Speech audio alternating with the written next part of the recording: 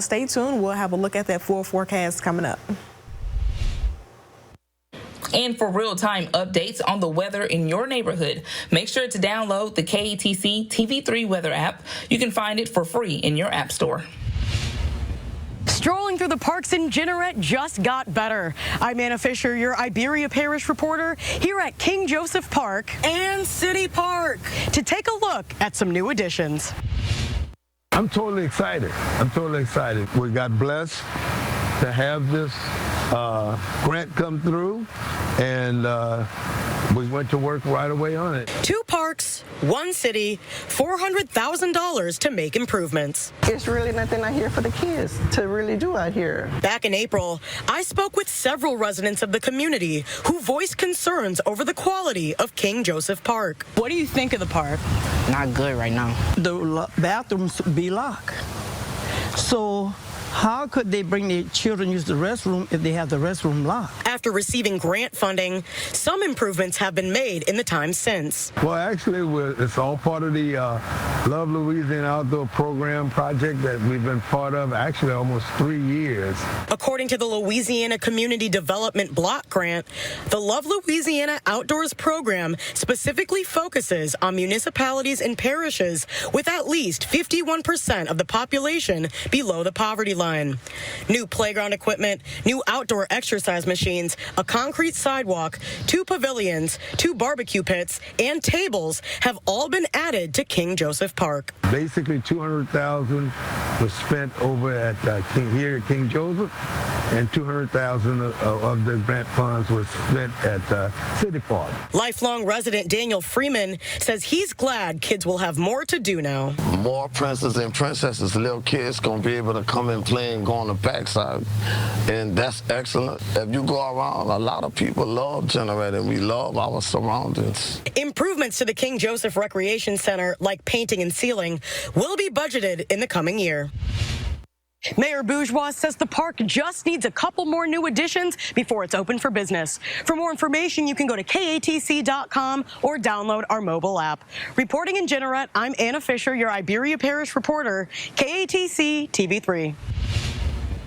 I'm Samantha Loren, your St. Martin Parish reporter. At a St. Martin Parish Government Council meeting last week, Councilman Chris Tozon proposed a plan for the renewal of a millage. 70% would go towards the parish to build a new jail facility and 30% to the libraries. We have an opportunity to build, to maybe get money from the state to capital for jail.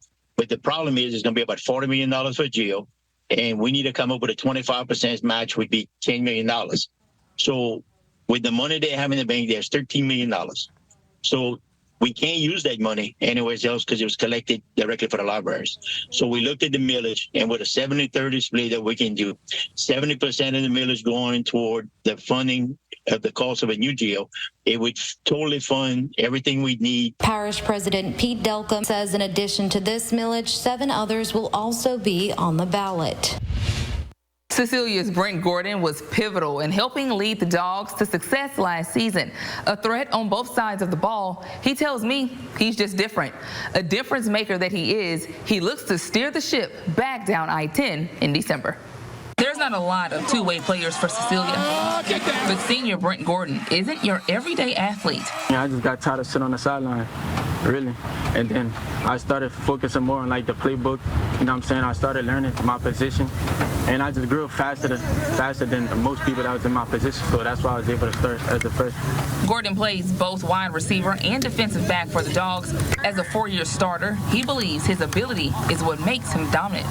I feel like I'm different from the rest, and like my mentality and like the way I see things is different from everybody else. You know what I'm saying? Some people might see it as like great, and then me, that could be like my worst. He's a special kid. We played football when we was younger together. He's special. I knew he would go somewhere. We're gonna make it to the NFL together though.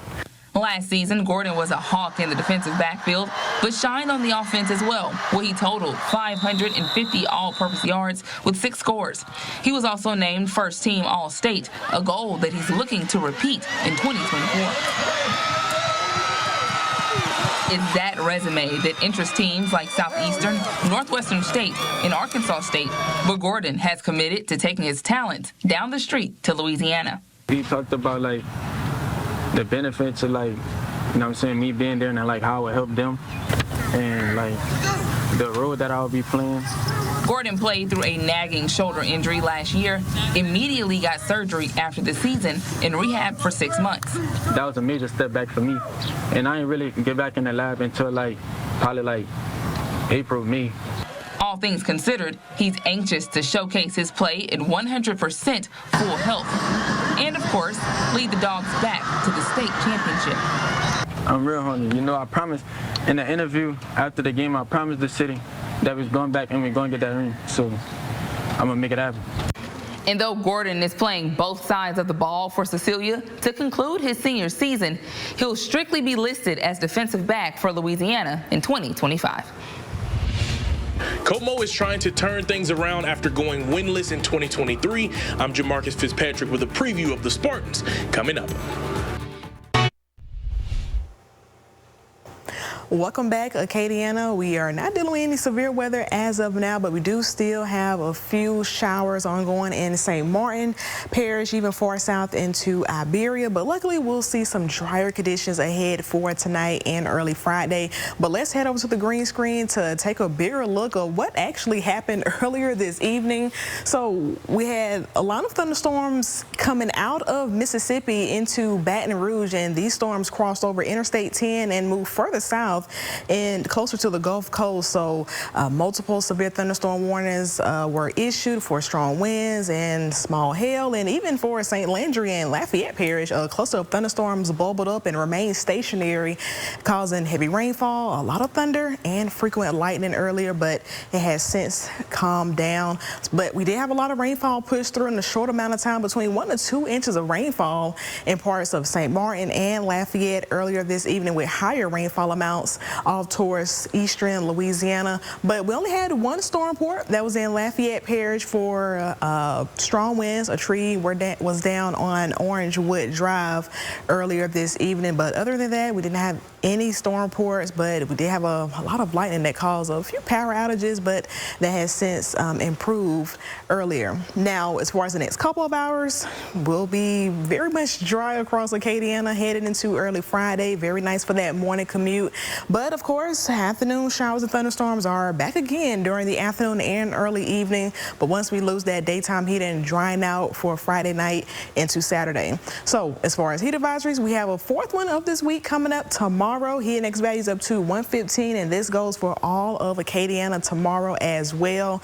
So here's that bus stop forecast. Very humid and dry for drop off. Temperatures in the 80s, but by the afternoon hours, as the kids are heading home from school, about a 40% chance for scattered showers and thunderstorms. But check out the high of 98, still very hot for tomorrow as the summer heat continues to roll on. Now, with higher dew points still in the 70s and 80s, we'll continue to have more heat advisories for the weekend coming up as well. But luckily, we are expecting a weak cold front to push through Monday and Tuesday, so we'll see a slight dip in the dew point. So lower humidity values, also slightly lower overnight temperatures as well. But as far as highs coming up, we won't have too much of a difference there. But rain chances, best chance of rain Friday and Saturday, about 40%. After that, mostly about 20% heading through the end of the weekend. So still very isolated throughout Acadiana. But for tonight, very quiet conditions with partly cloudy skies and temperatures in the 80s. And we do it all again tomorrow with afternoon showers and thunderstorms. Heat index values up to 115. So very hot, humid, and sunny ahead to and out this work week. Now in the tropics, we're still dealing with Hurricane Ernesto. Wind speeds have increased to 100 miles per hour, but it is still likely to remain a Category 2 hurricane as it closes in on Bermuda, even downgrading to a Category 1 by the end of the weekend. But back to that 10-day forecast, hot temperatures and low end rain chances are the topics for this week coming up. Hottest day rolling in Sunday, high of 99 with overnight temperatures in the 70s.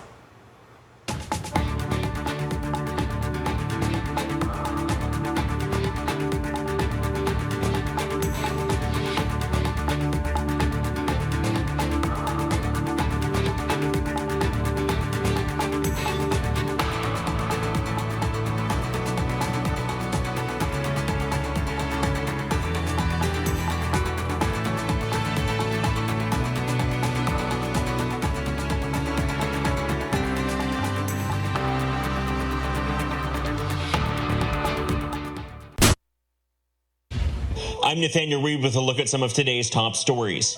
International mediators have held a new round of talks aimed at ending the war in Gaza, securing the release of hostages. The United States, Qatar, and Egypt met with an Israeli delegation to discuss a ceasefire. The talks come as the death toll from the more than 10-month-old war hit a grim milestone this week. Gaza health authorities say more than 40,000 Palestinians have been killed. White House National Security spokesperson John Kirby called the talks an important step and said they're expected to run into Friday. International leaders hope a ceasefire in Gaza would calm tensions and help avoid a larger conflict in the region. Iraq has postponed announcing an end date for the U.S.-led military coalition's presence in the country due to recent developments. Iraq's Higher Military Commission didn't expand on what those recent developments were. Roughly 3,500 troops are in Iraq operating in an advice and assist capacity during Operation Inherent Resolve, which is targeting ISIS. Tensions are mounting in the region as Israel and the United States brace for a potential Iranian attack.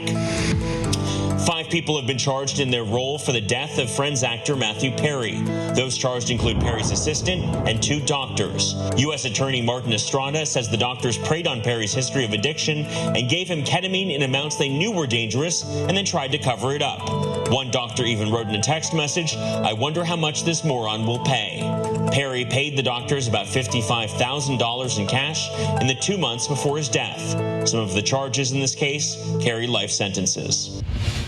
The founder of the iconic cookie brand, Famous Amos, has died. Wally Amos died Tuesday in his home in Honolulu at 88 years old.